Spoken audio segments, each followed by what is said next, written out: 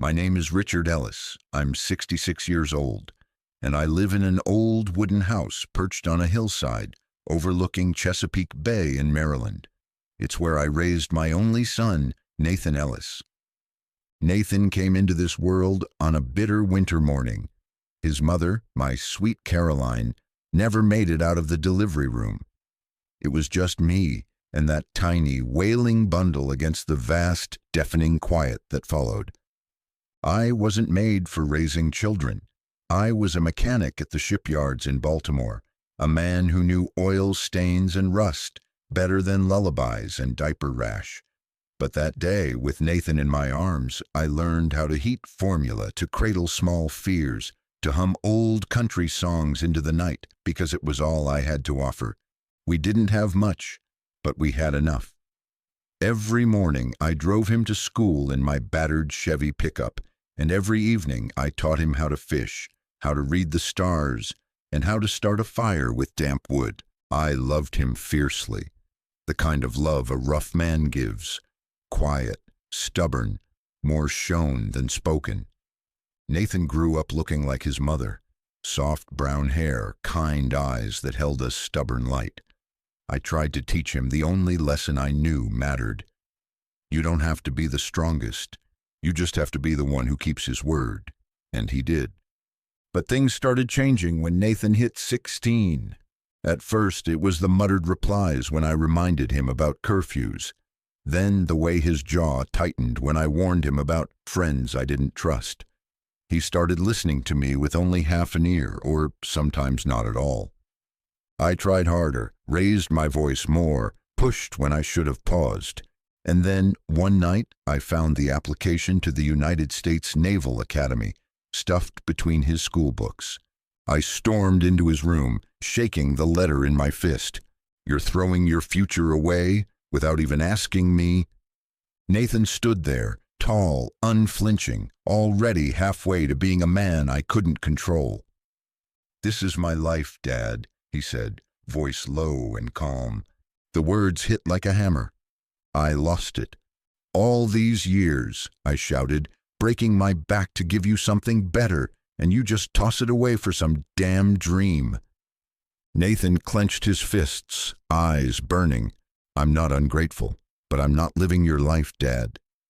We stood there, two cliffs with no bridge between them, and then I said it. "If you walk out that door with that goddamn letter, don't bother coming back." Nathan stared at me for a long, long moment. "Goodbye, Dad," he said quietly. He grabbed his duffel bag and left. The door slammed behind him, a sound so final it echoed for days. I stood alone in the kitchen's flickering light, listening to the sound of his motorcycle rumble away into the night, carrying the boy I had raised and the man I would never truly know. After he left, the house felt cavernous. Empty plates, empty chairs, empty silences. I called him sometimes, short calls, hollow. "How are you, son?" "Good, Dad. Busy." "Eating well? Taking care of yourself?" "Yeah, I gotta go. Duty calls." Click. The line would go dead before I could say anything else. I stopped calling after a while, stopped hoping he'd call me first. The longer he was gone, the wider the gap grew. Not with anger anymore, just distance, like the ocean between two drifting ships, each too proud or too hurt to send a flare. I still thought of him every day. Still left his bedroom door cracked open, just a little, as if he might somehow slip back through it one night without a word. And then the letter came, a government envelope, heavy, pale, bearing the seal of the Department of Defense. I didn't even have to open it. I knew, but I opened it anyway because not knowing was somehow worse. "We regret to inform you that Lieutenant Nathan Ellis was killed in the line of duty off the coast of Okinawa." The words blurred. The world tilted. The letter slipped from my fingers and landed on the worn wooden floor with a sound louder than any explosion. I didn't cry. Men like me, we were raised to believe that tears were for the weak. But deep inside, something cracked wide open and never closed again. I stumbled outside into the freezing wind, standing alone on the porch where Nathan had once set his toy sailboats loose in the puddles. Out beyond the bay, the waters stretched gray and merciless to the horizon.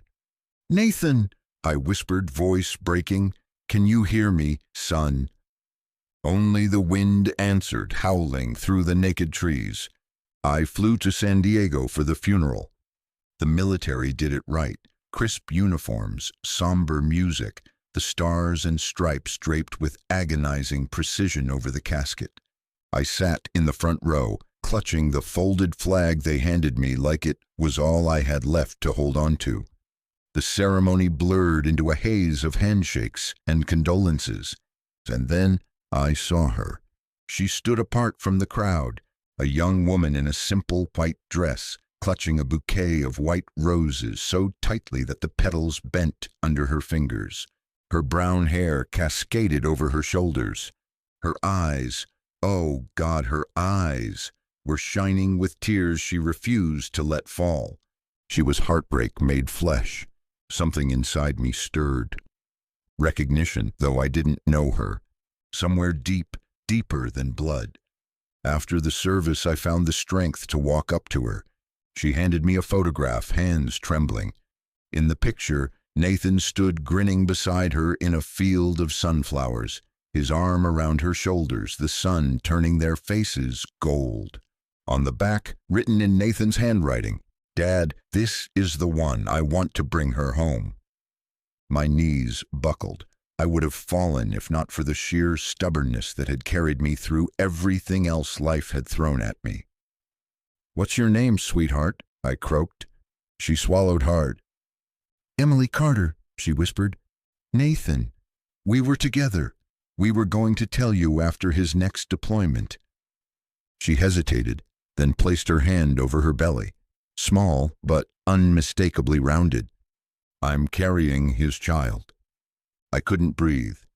A world that had ended cracked open again. Not with devastation this time, but with something fierce and trembling and full of light. Nathan wasn't entirely gone. A part of him lived, in her. In that tiny heartbeat she was cradling beneath her ribs. I reached out, laying my rough, oil-stained hand over her small one. "You're not alone anymore," I said. 3 weeks later, Emily and I packed up everything she owned and drove across America together. Back to Chesapeake Bay, back to the battered porch and the creaky floorboards and the fireplace that still worked if you kicked it just right. Back to home. Emily moved into the spare room. I fixed up the nursery with my clumsy old hands, painted it blue, hung stars from the ceiling. She didn't speak much at first, neither did I. We were two wounded animals sharing the same cave for warmth. At night, I read aloud from Nathan's journals. Stories of storms at sea, dreams of coming home, notes to himself that read, "One day I'll bring her here, Dad. We'll sit on the porch and drink bad coffee and watch the sun go down over the bay, and it'll be perfect." When Emily went into labor, I drove her to the same small hospital where Nathan had been born. She held my hand so tight I thought she might break my fingers. When Noah Nathaniel Ellis was born, tiny and squalling and alive, I wept for the first time in decades. She named him Noah because it means rest after the storm. I held him in my arms, this squirming, furious little scrap of humanity, and I whispered, "Welcome home, son." Life settled into a slow, healing rhythm after that. Morning coffee, rocking chairs on the porch, Noah gurgling in Emily's arms, a living testament to everything love leaves behind when death tries to take it all. On warm afternoons, I taught him to bait a fishing hook. On cold nights, I told him stories about his father, about the boy who had once believed he could outrun the horizon. We didn't erase Nathan's absence. We filled it with memories, with laughter, with hope. One evening, as the sun sank low and the bay turned molten gold, Emily came and stood beside me.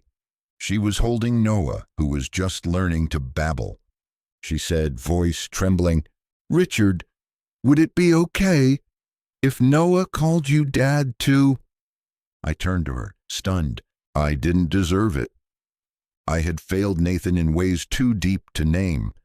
But when Noah reached his chubby little hands toward me, giggling, I knew. Love forgives what pride cannot. I knelt down, arms wide. "Of course, sweetheart," I said. Every year on the anniversary of Nathan's death, we walk down to the beach. We throw white roses into the surf. We tell Noah stories about the man he'll never meet, but who shaped every beat of his tiny, brave heart. I look out over the water sometimes and imagine Nathan out there somewhere, riding the waves, laughing in the spray, watching us with that lopsided grin. Then I say, "We miss you, son, but don't worry, we're doing just fine."